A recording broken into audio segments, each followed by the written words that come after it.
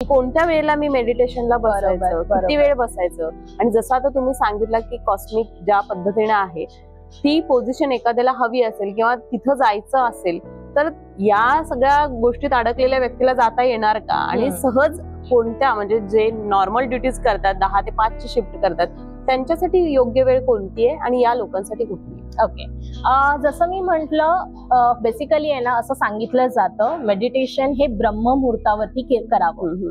ठीक आहे, बऱ्याच वेळा तुम्ही हे ऐकून असाल की ब्रह्ममुहूर्तावरती जर तुम्ही मेडिटेशन केलं तर ते खूप छान होतं. पण बट ऑब्व्हियसली आता ज्यांची नाईट शिफ्ट आहे ते ब्रह्ममुहूर्तावरती कसे बसणार?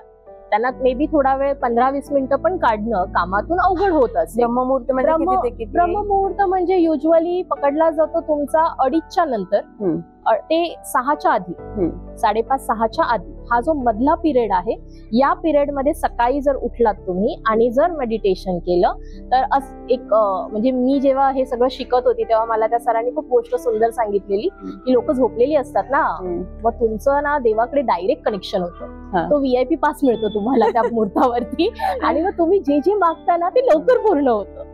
सो त्यावेळेला उठायचं आणि मेडिटेशन करायचं असं त्यांनी त्यावेळेला मला सांगितलेलं. पण मित्रांनो, मी सिंपल तुम्हाला हे सांगेन की टाइम पकडू नका. आजच्या ज्या जगामध्ये जे आपण काम करतोय आणि जसं आपलं वर्क लाईफ आहे त्याच्यामध्ये जर तुम्ही असं स्पेसिफिक टाइम पकडला ना तर मेडिटेशन खूप अवघड होऊन जाईल. मी नेहमी सांगते कधीही मेडिटेशन करा, कधीही कुठल्याही वेळेत. मेडिटेशनसाठी असं बसून डोळे बंद करूनच बसलं पाहिजे असं काही गरजेचं नाही. आज बरीच मंडळी आहे जे उघड्या डोळ्याने सुद्धा मेडिटेशन करतात. सो तेही डोक्यातून काढून टाका की नाही मला 10-15 मिनिटांना डोळे बंद करून बसायचंय, तर तेही गरजेचं नाहीये. आता उघड्या डोळ्याने मेडिटेशन करायचं म्हणजे काय करायचं? सो तुम्ही जे काम करताय त्या कामामध्ये सुद्धा तुम्ही मेडिटेशन करू शकता. बरोबर. एक्झाम्पल, एखादी लेडी जर ती जेवण बनवतीये पण ती जेवण बनवताना फक्त त्या पदार्थांशी जर ती कनेक्ट झाली त्या मोमेंटला दुसरा काहीच विचार नाहीये, ती अगदी एन्जॉय करत करत छान गाणं गात ती जर जेवण बनवत असेल तर तेही एक मेडिटेशन झालं. सो मेडिटेशन म्हणजे असं काहीतरी खूप वेगळं हे तर डोक्यातून खरंच काढून टाका. असं काही नाहीये. तुम्ही पूर्वीच्या जर बायका बघितल्या असतील लेडीज आपल्या घरामध्ये ते सडा सारवायच्या, त्याच्यानंतर मग तुळशीची पूजा केली जायची, मग त्याच्यानंतर ती तुळशीची जी पूजा होती ना ती एक प्रकारचं मेडिटेशन आहे.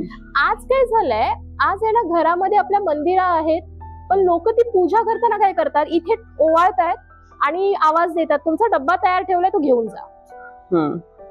जेव्हा हे येतं ना तेव्हा ते मेडिटेशन राहतं. बरोबर. सो तुम्ही पूजा करताय ना तर तुम्ही छान मस्त पूजा करा ना, त्यावेळेला कुठेच बघू नका. तो ते सुद्धा एक छान मेडिटेशन तुमचं होऊ शकतं, त्यालाही तुम्ही मेडिटेशनचं रूप देऊ शकता. सो असं तुम्ही नॉर्मल तुमच्या आयुष्यामध्ये जे तुम्ही काम करताय त्यामध्ये तुम्ही वेळ काढा. माझ्यासाठी सुटेबल वेळ कुठला? मी जर म्हटलं नाही 7 वाजता उठून मेडिटेशन करा, काही जण नाही करू शकणार. सो तुमच्या वेळेनुसार तुम्ही तुमचं शेड्यूल बनवा. एक 5 मिनिटं 10 मिनिटं हळूहळू, मग जे काम करता करता केलं तर वेल अँड गुड. जर वेळ मिळत असेल तुम्हाला असं शांत बसण्यासाठी तर शांत बसून करा. कधी कुठे वेळ मिळाला छान गार्डन मध्ये बसा, झाडांना बघा, ते सुद्धा एक मेडिटेशन झालं. सो त्याला ना असं लिमिटेड करू नका. बरोबर. आता तुम्ही म्हटलात की म्हणजे तुम्ही कधीही करू शकता, पण समजा आपण एका जागी बसून, मला पॉसिबल असेल की सकाळी उठल्यानंतर एक 4ला किंवा 5ला उठून बसणं मला पॉसिबल असेल, पण ब्रीदिंगचं जे असतं म्हणजे तो काय असतो, म्हणजे स्क्वेअर ब्रीदिंग पण म्हणतात, तर त्या टेक्निक काय आहेत की मी ब्रीदिंग किंवा श्वासावर लक्ष ठेवणं म्हणजे काय असतं? ओके,